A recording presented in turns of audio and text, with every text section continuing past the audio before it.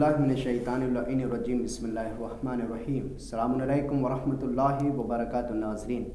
नाज़रीन, आज हमारे साथ हमारे मेहमान आली जनाब मौलाना क़िबला काबा सैयद सुलेमान अली साहब मौजूद हैं। आज हम जानेंगे इस वीडियो में कि नमाज शब का आसान तरीका क्या है, जो कि बहुत से मोमिनीन व मोमिनात का सवाल था नमाज शब के बारे में कि इसका आसान तरीका क्या है। आइए हम जानते हैं। अस्सलामु अलैकुम वरहमतुल्लाहि वबरकातुहू। अलैकुम अस्सलाम वरहमतुल्लाहि वबरकातुहू। क़िबला, नाज़रीन का सवाल ये है कि नमाज शब के यानी दो तरीके हैं, वो नाज़रीन ये जानना चाहते हैं कि नमाज शब का आसान तरीका क्या है। जी, बिस्मिल्लाहिर्रहमानिर्रहीम। नमाज शब तक 11 रकात है, तमाम के तमाम 11 रकात है, जिनमें से 8 रकात दो दो करके नमाज सुबह की तरह पढ़ी जाएगी। जिस तरह नमाज सुबह पढ़ते हैं, नमाज फ़ज्र 2 रकात करके इसी तरीके से पढ़ेंगे। बस नियत जो है नमाज शब की करेंगे, यानी नमाज शब इंसान पढ़ रहा है तो नमाज शब पढ़ता हूँ या पढ़ती हूँ, नियत करेंगे बस नमाज शब की। लेकिन कैफियत जो है वो नमाज सुबह की तरीके से होगी। यानी पहले में रकात में सूरह हमद जो दूसरा सूरा पढ़ते हैं, दूसरे रकात में सूरह हमद और सूरह कुल हुवल्लाह जो आदतन पढ़ते हैं उसी तरीके से रहेगी, बिल्कुल सुबह की तरह। बिल्कुल सुबह की तरह, बस नियत में फ़र्क होगा। नमाज शब की नियत करेंगे, ये 2-2 करके 8 रकात बजा लाई जाएगी, नमाज शब हो गई। उसके बाद 2 रकात जो है नमाज शफ़ा पढ़ी जाएगी, नियत नमाज शफ़ा। इसकी नियत कैसे करेंगे? इसकी नियत इसी तरह दिल में क़स्द करेंगे, नमाज शफ़ा पढ़ता हूँ या पढ़ती हूँ, क़ुर्बतन इलल्लाह, मुस्तहब क़ुर्बतन इलल्लाह। इसमें जो है क़ुनूत आप नहीं पढ़ेंगे, ये भी नमाज सुबह के तरीके से, बस इसमें क़ुनूत नहीं पढ़ा जाएगा, क़ुनूत नहीं है इसमें। और आखिरी रकात जो है वो नमाज वित्र है।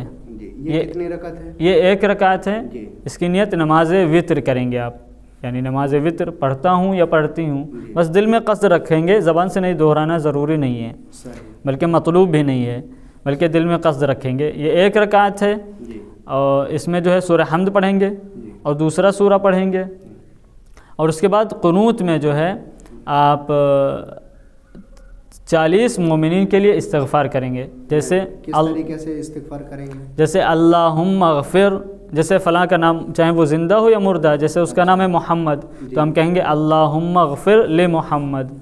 उसका नाम अली है तो कहेंगे अल्लाहुम्मा अग़फ़िर ले अली, अल्लाहुम्मा अग़फ़िर ले खालिद मसलन। जैसे ऐसे नाम है तो अल्लाहुम्मा अग़फ़िर लगाएंगे, उसके बाद ले फ़लान नाम ले लेंगे।